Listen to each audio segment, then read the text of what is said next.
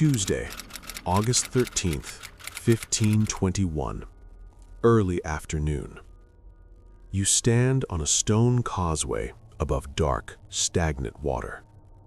Before you, Tenochtitlan, the jewel of the Americas, lies shrouded in low-hanging smoke drifting across the lake. The scent of ash and decay hangs heavy in the air.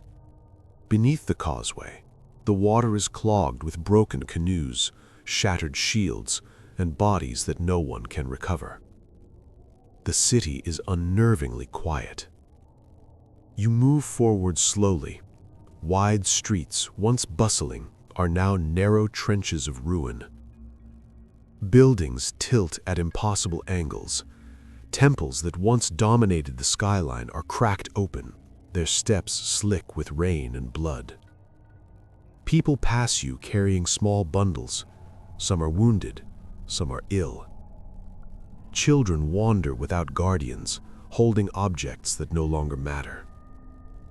No one is fleeing. Then you hear it. Boots striking stone, metal clashing, voices in a language foreign to this land. The fighting is no longer chaotic. It is measured, controlled, street by street, bridge by bridge. This is not a battle. This is the end. And as the last defenders retreat toward the city's heart, one question rises above all. How did this great city collapse from within? To understand what is happening, we must rewind. Before the smoke, before the hunger, before the siege. Tenochtitlan was more than a city. It was an engineering marvel. Built on islands in a vast lake, linked by causeways and canals, it thrived with order and motion. Fresh water flowed in from distant springs. Canoes transported food, tools, and people. Markets fed hundreds of thousands.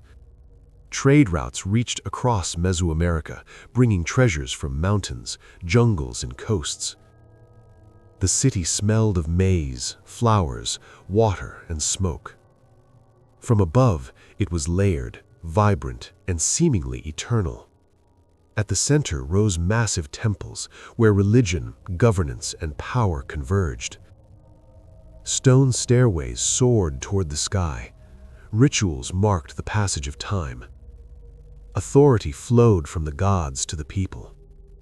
This was the heart of an empire, and for generations it appeared unassailable.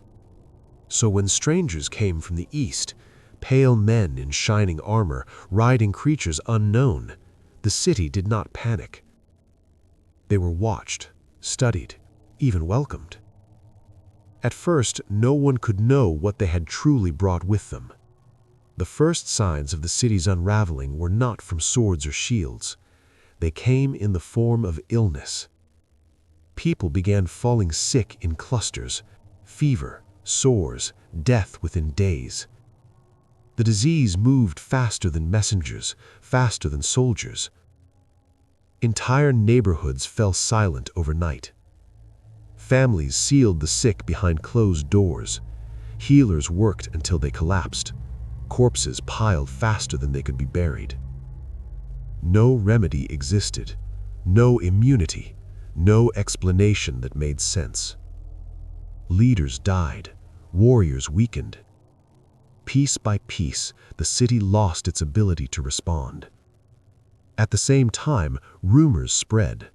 The strangers were not alone. Indigenous allies of rival city-states joined them. Thousands who knew the land, the causeways, the weaknesses.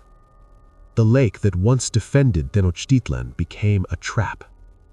Food ceased arriving, aqueducts were destroyed, causeways cut. The city was sealed off, and the people began asking questions they had never needed to ask before. The siege did not erupt in a single strike. It closed in gradually. Spanish ships patrolled the lake, destroying canoes. Bridges were dismantled under cover of night. Access points vanished one by one. Inside the city, hunger spread faster than fear. Families rationed the food that no longer came. Children grew weak. The sick went untreated. The dead were buried hastily, or not at all. Days blurred. Time lost its meaning. Yet the city fought. Streets were torn up to create traps. Attackers were lured into water and killed. For a time, it worked. But the enemy pressed on. With every retreat, the city shrank, block by block, canal by canal, bridge by bridge. When relief failed to arrive, when rescue was impossible, there was nowhere left to go. Now, in the present, the last defenders collapse. The canals are choked with bodies. Smoke burns the lungs. The sounds of battle fade into distant cries and commands. Cuauhtémoc, the final ruler, stands his ground. He refuses to surrender. He refuses to leave. Leaving would be an admission that the gods had abandoned them. When he attempts to flee across the lake, he is captured.